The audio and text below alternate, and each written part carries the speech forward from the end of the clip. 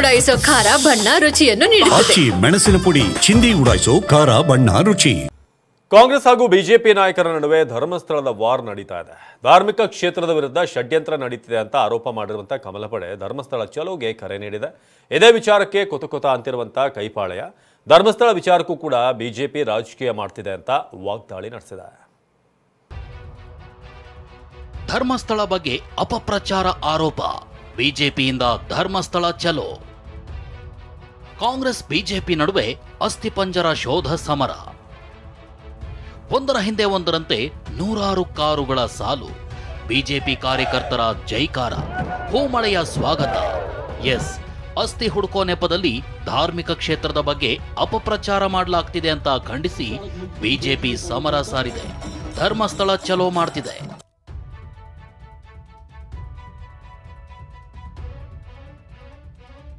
BJP ರಾಜ್ಯಾಧ್ಯಕ್ಷ ವಿಜಯೇಂದ್ರ ಧರ್ಮಸ್ಥಳ ರ್ಯಾಲಿಗೂ ಮುನ್ನ ಬೆಂಗಳೂರಿನ ಯಲಹಂಕ ಶಾಸಕ ಎಸ್ಆರ್ ವಿಶ್ವನಾಥ್ ಧರ್ಮಸ್ಥಳ ರೀಚ್ ಆಗಿದ್ದಾರೆ.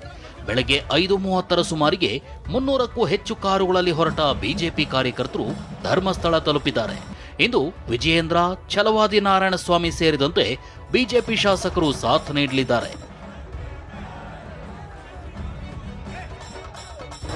ಮಾಧ್ಯಮಗಳ ಜೊತೆ ಮಾತನಾಡಿದ ವಿಶ್ವನಾಥ್, ಕೆಲವರು ಧರ್ಮಸ್ಥಳದ ಬಗ್ಗೆ ಅಪಪ್ರಚಾರ ಮಾಡ್ತಿದ್ದಾರೆ, ಕಳಂಕ ತರೋ ಹುನ್ನಾರ ನಡೀತಿದೆ. ಇದನ್ನ ಖಂಡಿಸಿ ಧರ್ಮಸ್ಥಳ ಚಲೋಗೆ ಕರೆ ನೀಡಿರೋದಾಗಿ ಕಿಡಿಕಾರಿದ್ರು. ನಾವು ಕೂಡ ಕೋಟ್ಯಾಂತರ ಜನ ಧರ್ಮಸ್ಥಳದ ಭಕ್ತರು, ನಾವೆಲ್ಲ ಕೂಡ ಮಂಜುನಾಥ ಸ್ವಾಮಿಯ ಆರಾಧಕರು. ನೀವು ನೇರವಾಗಿ ಮಂಜುನಾಥ ಸ್ವಾಮಿಯ ಬುಡಕ್ಕೆ ಕೈಡಾಕ್ ಬಂತು ಅಂತಂದ್ರೆ ಹಿಂದೂ ಧರ್ಮ ಸಹಿಸ್ಕೊಂಡು ಸುಮ್ಮನೆ ಕೂತ್ಕೊಳ್ಳೋದಿಲ್ಲ. ಆ ಕ್ಷೇತ್ರಕ್ಕೆ ಅಪಚಾರ ಆಗೋದಕ್ಕೆ ಬಿಡೋದಿಲ್ಲ ನಾವು ಅಂತೇಳಿ ನಾವು ಹೇಳಿದ್ವಿ. ಇವತ್ತು ಅದರ ಪ್ರಕಾರ ಇವತ್ತು ನಾವು ಹೊರಟು ಬಂದಿದ್ದೀವಿ. ಮತ್ತೊಂದು ಕಡೆ ಇದೇ ವಿಚಾರದಲ್ಲಿ ಬಿಜೆಪಿ ಕಾಂಗ್ರೆಸ್ ನಡುವೆ ರಾಜಕೀಯ ನಾಯಕರ ಮಧ್ಯೆ ಜಟಾಪಟಿಯೂ ನಡೀತಿದೆ. ತಿರುಪತಿನ ಮುಗ್ಸಕ್ಕೆ ನೋಡಿದ್ರು, ಆಗಲಿಲ್ಲ. ಯಾವುದು ಅಯ್ಯಪ್ಪ ದೇವಸ್ಥಾನಕ್ಕೆ ಅದನ್ನ ಮುಗ್ಸಕ್ಕೆ ನೋಡಿದ್ರು, ಆಗಲಿಲ್ಲ. ಶನಿ ದೇವರ ದೇವಸ್ಥಾನಕ್ಕೆ ಅಪಚಾರ ಮಾಡಿದ್ರು, ಈಗ ಧರ್ಮಸ್ಥಳಕ್ಕೆ ಬಂದಿದ್ದಾರೆ. ಹಿಂದೂ ಧರ್ಮವನ್ನ ಟಾರ್ಗೆಟ್ ಮಾಡಿರೋದು ಸ್ಪಷ್ಟ ಕಾಣ್ತಾ ಇದೆ. ಅವರು ಹಿಂದುತ್ವ ನಮ್ಮನೆ ಆಸ್ತಿ ಅಂತ ತಿಳ್ಕೊಂಡ್ಬಿಟ್ಟವ್ರೆ.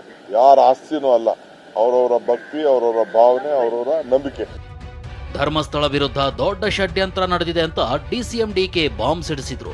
ಇದೀಗ ಬಿಜೆಪಿ ನಾಯಕರು ಅದು ಯಾರು ಅನ್ನೋದು ಬಯಲು ಮಾಡಿ ಅಂತ ಆಗ್ರಹಿಸಿದ್ದಾರೆ. ಇದೊಂದು ದೊಡ್ಡ ಷಡ್ಯಂತ್ರ. ಇದು ನಾನು ಯಾರ್ದು ಅಂತ ನಾನು ಹೇಳುದಿಲ್ಲ.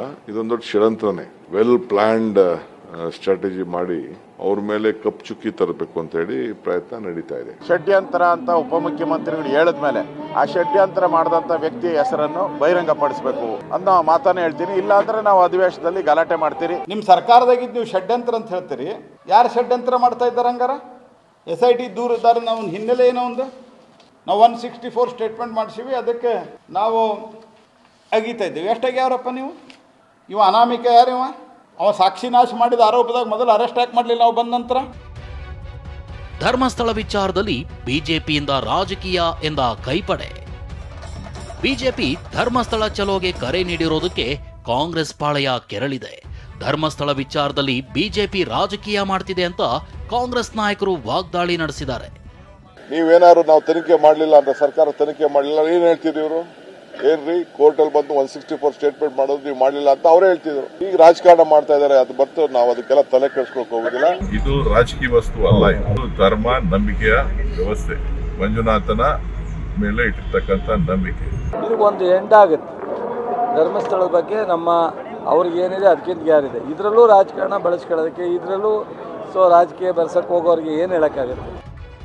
ಇದಿಷ್ಟೇ ಅಲ್ಲ, ಮುಸುಕುದಾರಿ ಹಿಂದೆ ಯಾರಿದ್ದಾರೆ ಅನ್ನೋದು ಗೊತ್ತಾಗಬೇಕು ಅಂತ ಬಿಜೆಪಿ ಆಗ್ರಹಿಸಿದೆ. ಮುಸುಕುದಾರಿನ ಎಲ್ಲೋ ಇಟ್ಕೊಂಡ್ಬಂದಿದ್ದಾರೆ, ಕಾಸು ಕೊಟ್ಟು ಇಟ್ಕೊಂಡ್ಬಂದಿರ್ತಾರೆ. ಅದು ಇಂಪಾರ್ಟೆಂಟ್ ಅಲ್ಲ. ಅವನಿಂದ ಯಾರು ಇರೋಂಥ ದೊಡ್ಡ ಗ್ಯಾಂಗ್ ಯಾವುದಿದೆ ಅವ್ರು ಇಂಪಾರ್ಟೆಂಟು. ಅವ್ರನ್ನ ಕೂಡಲೇ ಬಂಧಿಸಬೇಕು ಅಂತ ಆಗ್ರಹವನ್ನ ಮಾಡ್ತಾ ಇದ್ದಾರೆ. ಮಾನ್ಯ ಮುಖ್ಯಮಂತ್ರಿಗಳಾಗಿರ್ತಕ್ಕಂಥ ಸಿದ್ದರಾಮಯ್ಯನವರ ಸುತ್ತಲೂ ಕೂಡ ಇವತ್ತು ಕಮ್ಯುನಿಸ್ಟ್ನವರೇ ತುಂಬಿಕೊಂಡಿದ್ದಾರೆ. ಕಮ್ಯುನಿಸ್ಟರ ಐಡಿಯಾಲಜಿಗಳನ್ನ ಅವರು ಕಾಂಗ್ರೆಸ್ನ ಮೂಲಕ ಮಾಡಿಸಲಿಕ್ಕೆ ಪ್ರಾರಂಭ ಮಾಡಿದ್ದಾರೆ.